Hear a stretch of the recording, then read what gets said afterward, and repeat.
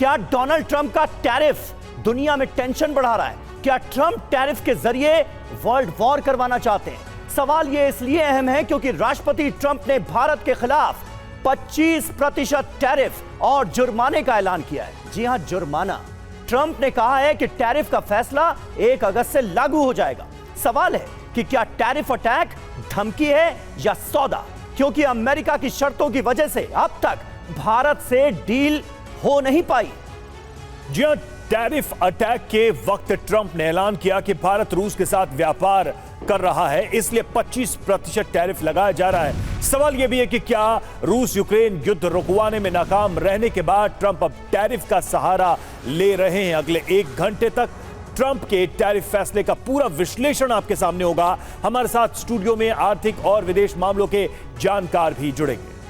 जी, और शुरुआत इस वक्त की अहम खबर के साथ कर रहे हैं। भारत पर 25% टैरिफ के ऐलान के बाद डोनाल्ड ट्रंप का एक नया बयान सामने आया है। उन्होंने कहा है कि भारत के साथ बातचीत जारी है। भारत बहुत ज्यादा टैरिफ वसूल रहा है। हफ्ते के अंत तक व्यापार समझौता संभव है। याद कीजिए, जब डोनाल्ड ट्रंप ने इस फैसले को लेकर पोस्ट की थी, उसमें भी भारत को एक दोस्त बताया था, लेकिन वो क्या कर रहे हैं वो उनके इस बयान से बिल्कुल जुदा नजर आ रहा है। भारत के साथ बातचीत जारी है, समझौते की वो बात कर रहे हैं, लेकिन 25% टैरिफ भी थोपने का फैसला उन्होंने ले लिया है।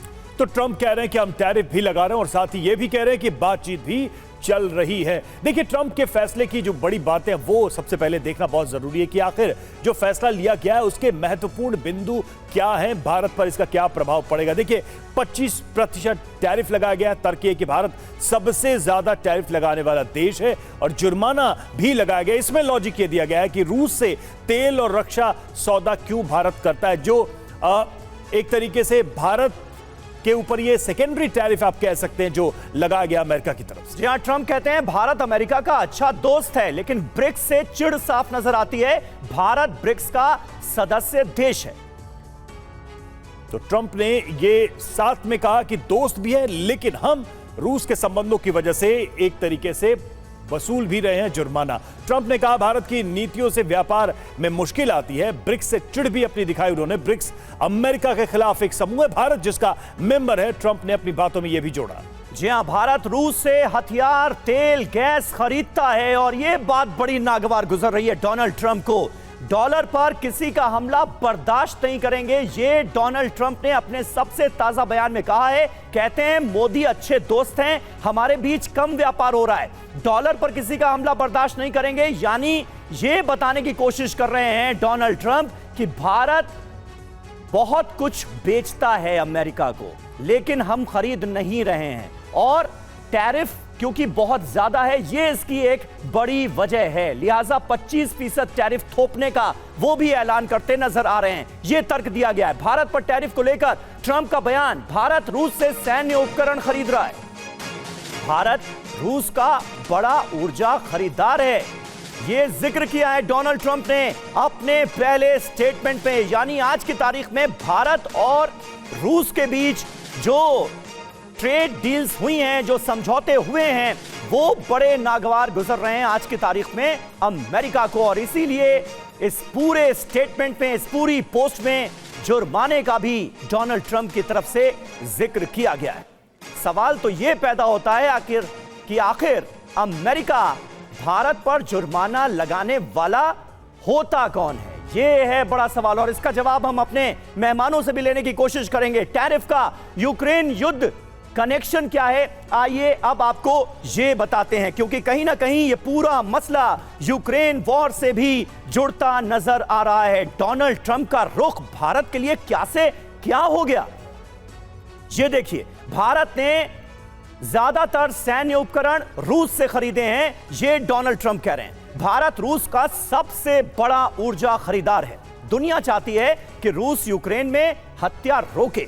सब कुछ ठीक नहीं है, इसलिए भारत को 1 अगस्त से 25% टैरिफ और जुर्माना देना होगा, पेनल्टी देनी होगी।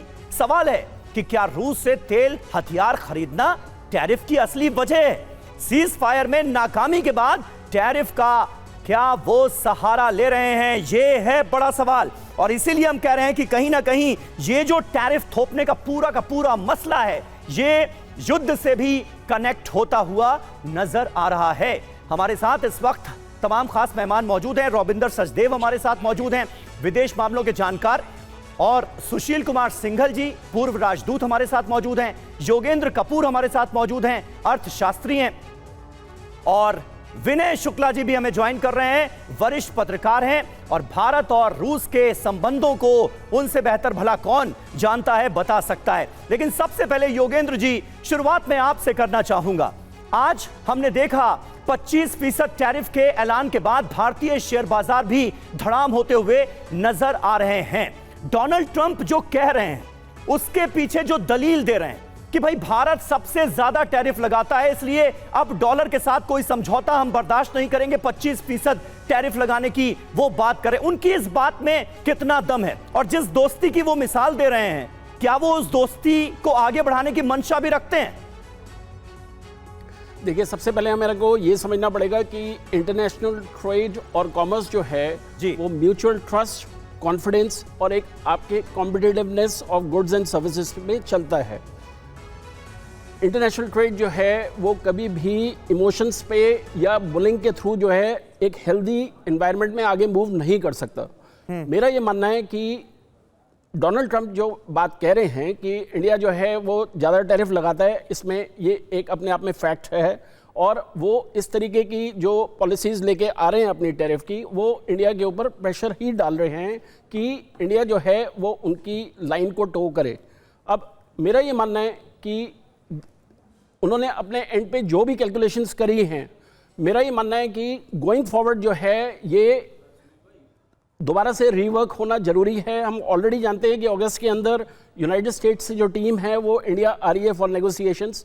तो मेरा ये मानना है कि दोनों कंट्रीज़ जो हैं वो एक हेल्दी वे में, क्योंकि देखिए दोनों कंट्रीज़ जानती हैं कि उनको आपस में जो है बिजनेस करना है और वो आगे गोइंग फॉरवर्ड जो है ज्योमेट्रिक प्रोग्रेशन की टर्म्स में जो है ग्रो करना है। तो उसके लिए बहुत ज़रूरी है कि दोनों देशों को एक दूसरे की बात सुननी भी है और समझनी भी है। इसके साथ साथ मैं ये भी कहूँगा कि इस सिचुएशन को मैं एक अपॉर्चुनिटी भी देखता हूँ इंडिया के लिए, क्योंकि देखिए अगर हम ये देखेंगे कि आगे जो सिचुएशन प्रिवेल करेगी, उसमें मैं ये देखता हूँ कि धीरे धीरे हर एक देश जो है वो अपने आप में एक प्रोटेक्शनिस्ट पॉलिसीज़ जो है उसकी तरफ मूव करेगा।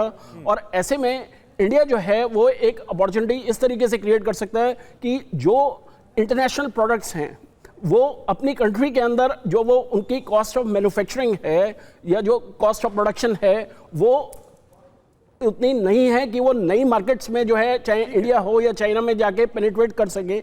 अगर वो इसके बजाय इंडिया के अंदर आके और वहाँ पे अगर मैन्युफैक्चरिंग करेंगे तो मेरा ये मानना है कि उससे जो है हम ये देखेंगे कि इंडिया के लिए एक अपॉर्चुनिटी। बिल्कुल सर, एक बहुत ही बड़ा पॉइंट आपने बताया कि दुनिया जो है, दुनिया के देश जो है वो प्रोटेक्शनिज्म की तरफ बढ़ते दिखाई देंगे। ऐसे में एक जो कॉन्सेप्ट खुद अमेरिका ने दुनिया भर को बेचा था, फ्री ट्रेड का और लिबरलाइजेशन और ग्लोबलाइजेशन का, क्या ये मान लिया जाएगा कि ट्रंप के इस एक्शन के बाद से ये बिग फाइनल पुश होगा उसके एंड की तरफ जाने का?